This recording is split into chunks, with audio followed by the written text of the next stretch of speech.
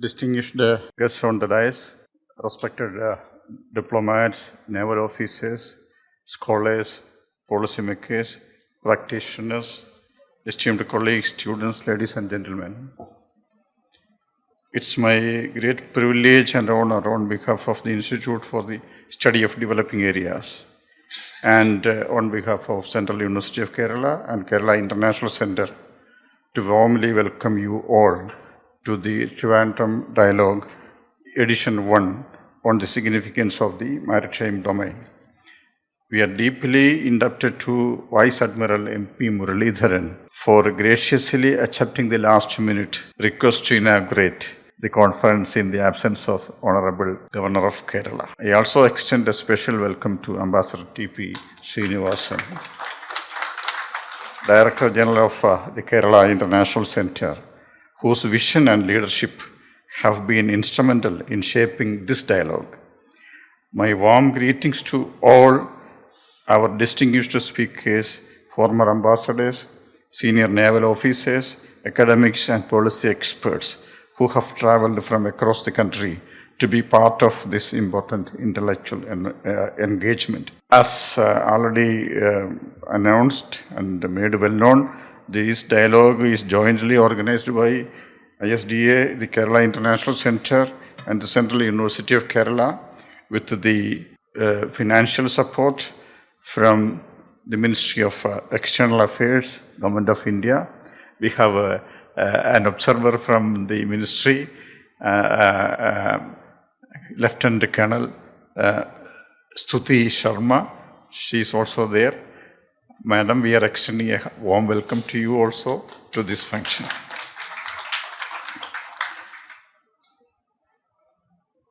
The very fact that these institutions representing research, diplomacy and higher education have come together reflects the multidisciplinary and strategic nature of the maritime studies today.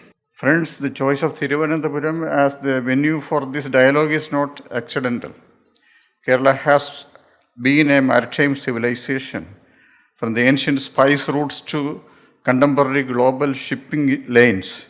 This region has historically served as a bridge between India and the wider world.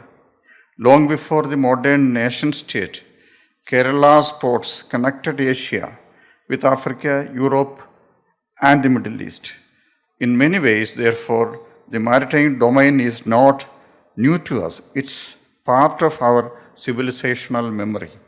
Yet, what is new is the scale, complexity, and strategic centrality of the oceans in the 21st century. Today, more than 90% of global trade moves through the sea routes. Energy security, food security, digital connectivity through submarine cables, climate resilience, and national security all converge in the maritime domain. The oceans are no longer peripheral. They are central to geopolitics, geoeconomics, and global governance. India, in this context, occupies a uniquely significant position with a coastal line of 8,000 kilometers, an exclusive economic zone of more than 2 million square kilometers, and nearly 40 lakh fisherfolk depending on marine livelihoods. India is by any definition a major maritime nation. Our seas sustain trade, employment, energy resources, and strategic influence. However, the maritime domain is not only about opportunities, it is also about challenges. Piracy, maritime terrorism, illegal fishing, climate change, rising sea levels, and great power rivalries in the Indo-Pacific have transformed oceans into contested and securitized spaces.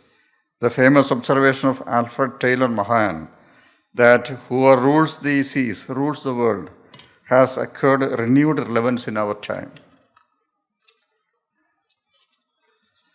It is in this larger global context that the Trivandrum Dialogue seeks to create a serious platform for reflection, debate, policy-oriented discussion.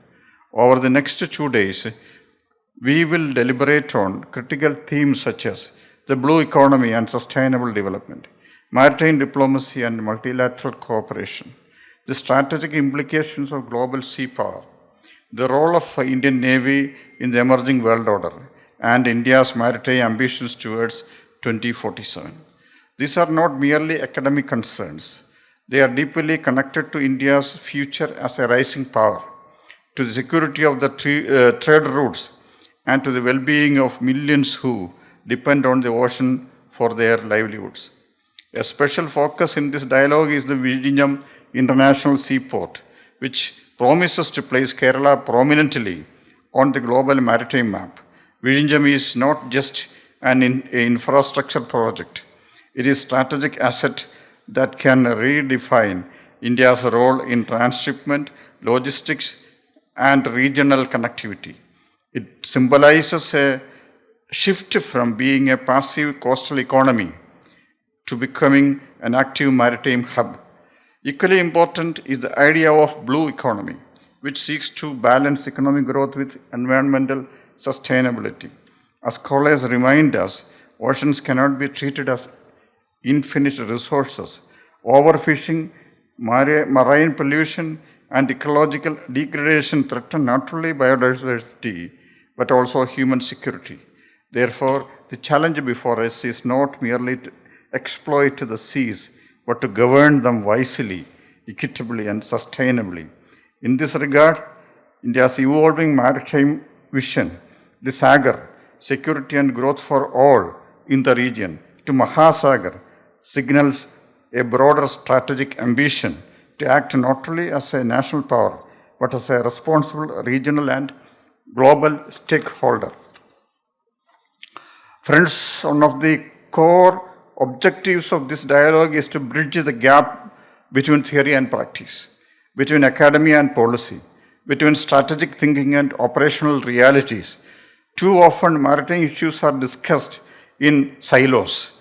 Economists speak of trade, naval experts speak of security, environmentalists speak of sustainability, and diplomats speak of cooperation. But the maritime domain demands an integrated, holistic approach. This is why we are particularly grateful to have with us today an extraordinary mix of participants, diplomats who have shaped India's foreign policy, naval officers who have defended our seas, and scholars who have analyzed global trends with rigor and depth. This diversity of perspectives is the greatest strength of the Trivandrum dialogue. Let me also underline that this dialogue is not meant to be one-time event.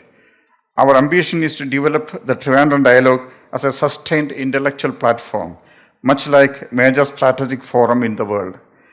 We envision Thiruvananthapuram emerging as a center for serious maritime scholarship and policy discourse, especially from a global south perspective. In conclusion, I would like to say that the oceans remind us of an important truth. No nation, however powerful, can manage the seas alone. The maritime domain is inherently international. It requires cooperation, trust, rules, and institutions at a time when the world is witnessing geopolitical fragmentation and strategic uncertainty. Forums like this dialogue become even more crucial. I sincerely hope that the discussions over the next 2 days will generate not only ideas but also actionable insights and policy recommendations for government, for institutions, and for future generation of scholars and practitioners. Once again, I extend a very warm welcome to all our distinguished guests and participants. I thank each one of you for being part of this inaugural edition of Trivandrum Dialogue. Let this be beginning of a long and meaningful intellectual journey. Thank you. Jai Hind.